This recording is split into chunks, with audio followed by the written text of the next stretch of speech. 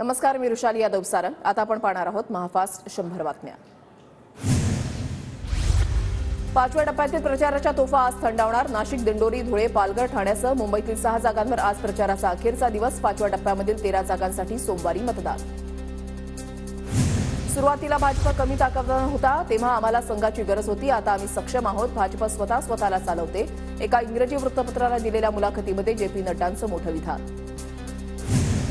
संघ परिवाराची आणि आमची भूमिका राष्ट्रहिताची. जेपी नड्डांच्या विधानाचा वेगळा अर्थ काढण्याची गरज नाही. बावनकुळेंची प्रतिक्रिया. भाजप आरएसएसवर बंदी घालू शकतं. आम्हाला नकली शिवसेना म्हटलं. उद्या आरएसएसला नकली संघ म्हणतील. जेपी नड्डांच्या वक्तव्यावरून ठाकरेंचा निशाणा. मुलुंडमध्ये राडा. भाजप आणि ठाकरे गटाचे कार्यकर्ते भिडले. ठाकरे गटाकडून भाजप कार्यालयाची तोडफोड. पैसे वाटपाच्या आरोपावरून संजय दिना पाटील आणि मिहिर कोटेचा यांच्या कार्यकर्त्यांमध्ये वाद. मिहिर कोटेच्या कार्यालय तोडफोड प्रकरणी 25 ते 30 जणांच्या विरोधात गुन्हा दाखल. मुलुंड पोलिसांकडून 5 आरोपींना अटक. मुलुंडमधील मिहिर कोटेचा यांच्या कार्यालयाबाहेर पोलिसांचा बंदोबस्त. मुलुंडमधील राड्यानंतर फडणवीसांची मिहिर कोटेचा यांच्या कार्यालयाला भेट. मिहिर कोटेचा यांच्या वॉर रूमची तोडफोड केल्यानं फडणवीसांकडून पाहणी. देवेंद्र फडणवीस चोरांचे सरदार. चोरीचा माल पकडला गेल्यावर संरक्षण देण्यासाठी फडणवीस पोहोचतात. संजय राऊतांचा फडणवीसांवर हल्लाबोल. चोरांचे सरदार कोण हे जनतेला माहिती. उद्धव ठाकरे मुख्यमंत्री असताना सरकार लुटलं तर 35 वर्ष मुंबई लुटली. राऊतांच्या फडणवीसांवरील टीकेला बावनकुळेंचं प्रत्युत्तर. भाजप, शिंदे गट आणि अजित पवार गटाकडून पैसे वाटप आणि धमक्या देण्याचं काम. माहितीचे प्रत्येक लोकसभा मतदारसंघामध्ये 25 कोटी पोहोचवले. मुलुंडमधील राडावरून राऊतांचा आरोप. शाहू फुले आंबेडकरांचं राज्य. मोदी शाह अदानींचं होऊ देणार नाही. उद्धव ठाकरेंचा घणाघात. महाविकास आघाडीला महाराष्ट्रामध्ये सर्व 48 जागा मिळतील. 4 जूनला जुनं पर्व संपणार. अच्छे दिन सुरू होणार. उद्धव ठाकरेंकडून विश्वास व्यक्त. मविया 48 पैकी 46 जागा जिंकणार अशी आजची परिस्थिती. इंडिया जास्तीत जास्त जागा जिंकून भाजपचा पराभव करणार. इंडिया आघाडीच्या पत्रकार परिषदेमध्ये मल्लिकार्जुन खरगेंचा दावा. मोदींनी अर्धवट केलेलं राम मंदिराचं काम आमचं सरकार पूर्ण करणार. इंडिया आघाडीच्या पत्रकार परिषदेमध्ये उद्धव ठाकरेंची घोषणा. स्वातंत्र्यवीर सावरकर निवडणुकीचा मुद्दा नाहीत. मोदी विनाकारण चेतावणी देण्याचं काम करतात. मोदींनी दिलेल्या आव्हानानंतर शरद पवारांचा निशाणा. मनमोहन सिंह यांच्या नेतृत्वात शेतकऱ्यांना खत बियाणं दिलं. अन्न सुरक्षा कायदा यूपीए सरकारनं आणला.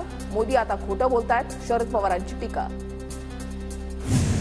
आदित्य ठाकरेंची ठाण्यामधील आनंद आश्रमाला भेट. आनंद दिघेंना आदरांजली वाहिली. राजन विचारेंच्या प्रचारासाठी आदित्य ठाकरेंचा ठाण्यामध्ये दौरा. राज ठाकरे ईशान्य मुंबईमधल्या मनसे शाखांच्या भेटीच्या दौऱ्यावर. राज ठाकरेंकडून घाटकोपरमधील मनसेच्या शाखेला भेट. राज ठाकरे भाजप की संघाच्या शाखांना भेटी देणार. राज ठाकरे मोदींच्या चरणी विलीन झालेत. राऊतांची टीका. तर उद्धव ठाकरेंनी राज ठाकरेंनाही बाजूला करण्याचं काम केलं. बावनकुळेंचा पलटवार.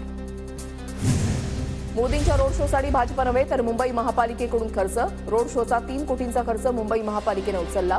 महापालिका आयुक्तांनी उत्तर द्यावं. संजय राऊतांचा आरोप. मोदी खोटेपणाचा मोठा साप. सर्वांना दंश करतोय. शिवसेना तोडून बाळासाहेबांसमोर नतमस्तक होण्याचं मोदींचं ठोक. संजय राऊतांचा मोदींवर निशाणा. ठाकरे गटाच्या पदाधिकाऱ्यांना नाशिकमध्ये न राहण्याच्या सूचना. नाशिक पोलीस आयुक्तालयाकडून नोटीस जारी. तर पदाधिकाऱ्यांना जाणून बुजून नोटीस दिल्याचा सुधाकर बडगुजर यांचा आरोप. नाशिकमध्ये प्रचारादरम्यान ठाकरे गट आणि शिंदे गट आमने-सामने. हेमंत गोडसे आणि राजाभाऊ वाजेंचे कार्यकर्ते समोरासमोर. दोन्ही गटांकडून जोरदार घोषणाबाजी. धनंजय मुंडेही आता जातीयवाद करायला लागलेत. मराठ्यांविरोधात पोस्ट करायला लावतात. मराठ्यांनी शांत राहावं. फक्त 1 महिना सहन करा. मनोज जरांगेंचा धनंजय मुंडेंवर निशाणा. आता राजकारणामध्ये उतरलो नाही. मात्र आरक्षण मिळालं नाही तर विधानसभेला संपूर्ण मराठा समाज विधानसभेच्या मैदानामध्ये उतरेल. मनोज जरांगे पाटलांचा इशारा. नगरच्या कोतवली पोलीस ठाण्यामध्ये संजय राऊतांविरोधात गुन्हा दाखल. औरंगजेबाच्या जन्मस्थानाचा दाखला देत मोदींचा एकेरी उल्लेख केल्यानं गुन्हा दाखल. ठाकरे गटाचे उत्तर पश्चिमचे उमेदवार अमोल कीर्तीकरांच्या मालाडच्या सभेमध्ये दगड भिरकावल्याचा आरोप. विद्या चव्हाणांचं भाषण सुरू असताना अज्ञातानं दगड भिरकावला.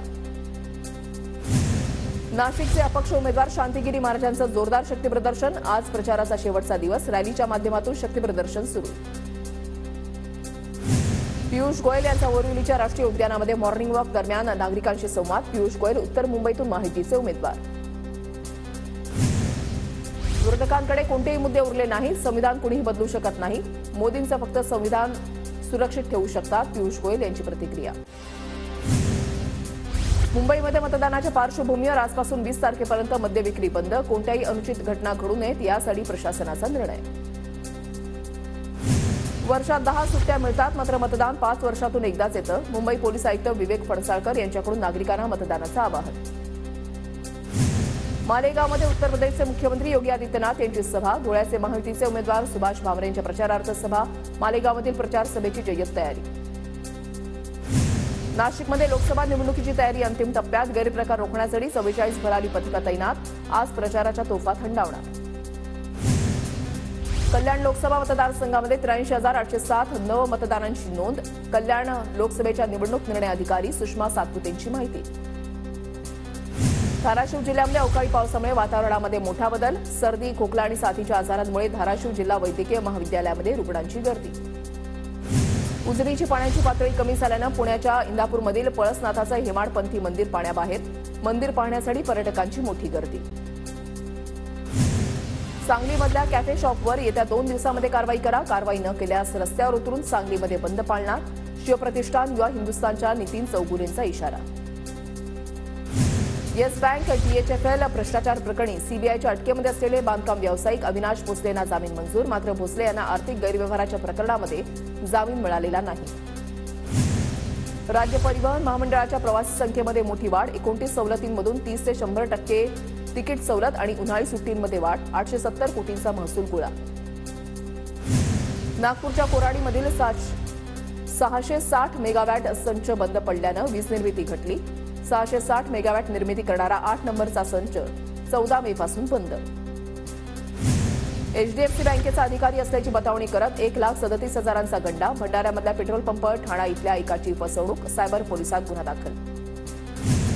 नवी मुंबईच्या तळोजा परिसरामध्ये एका विद्यार्थ्यानं बनावट नोटांचा छापखाना थाटल्याचा प्रकार. विद्यार्थी पोलिसांच्या ताब्यात. 2 लाखांच्या बनावट नोटा हस्तगत. परभणीच्या सोनपेठ तालुक्यामधल्या शेळगावात दारू विक्री विरोधात महिला आक्रमक. दारूच्या बाटल्या घेऊन महिलांचा ग्रामपंचायत कार्यालयामध्ये ठिय्या. जळगावच्या 40 गावामध्ये शासकीय खदानीमधून मोठ्या प्रमाणात गौण खनिजाची चोरी. चोरीकडे महसूल प्रशासनाचं दुर्लक्ष. कोल्हापूर परिसरामध्ये बेकायदेशीर गर्भलिंग तपासण्याचं सत्र सुरूच. गर्भलिंग निदान आणि गर्भपात केल्याच्या संशयावरून तिघांना अटक. प्रयाग चिखलीमध्ये गर्भपात करणाऱ्यांसाठी वापरलेल्या गोळ्या जप्त. वर्ध्याच्या सेलूमध्ये डिझेलची अवैधरित्या साठवण करून विक्री करणाऱ्या दोघांना अटक. पोलिसांकडून 540 लिटर डिझेलसह 54,000चा मुद्देमाल जप्त. वर्ध्याच्या रसुलाबाद इथे 76 जनावरांना विषबाधा. ज्वारीचा कोंब चारा खाल्ल्यानं विषबाधा झाल्याची प्राथमिक माहिती. वेळीच उपचार मिळाल्यानं जनावरांचे प्राण वाचले. कोकण किनारपट्टी पुन्हा पर्यटकांनी गजबजली. अलिबाग, गणपतीपुळे, गुहागर, दापोली, मालगुणमध्ये गर्दी वाढली. पर्यटनाच्या अंतिम टप्प्यामध्ये पर्यटकांची कोकणाला पसंती. रत्नागिरीमध्ये अंमली पदार्थ विरोधी जनजागृतीसाठी सुबुद्धी अभियानाला सुरुवात. अंमली पदार्थांचे दुष्परिणाम सांगण्यासाठी जिल्हा पोलीस दलाचा उपक्रम. नांदेडमध्ये गोदावरी नदीमध्ये 26 ड्रेनेजचं घाण पाणी. नदीपात्रामध्ये मोठ्या प्रमाणात जलपर्णीचा विळखा. तक्रारी करूनही प्रशासनाचं दुर्लक्ष. वर्ध्याचे जिल्हाधिकारी राहुल कर्डिल यांची नालवाडी इथल्या रेशीम कीटक संगोपनाला भेट. शेतकऱ्यांनी रेशीम शेतीबद्दल माहिती जाणून घेण्याचं कर्डिल यांचं आवाहन.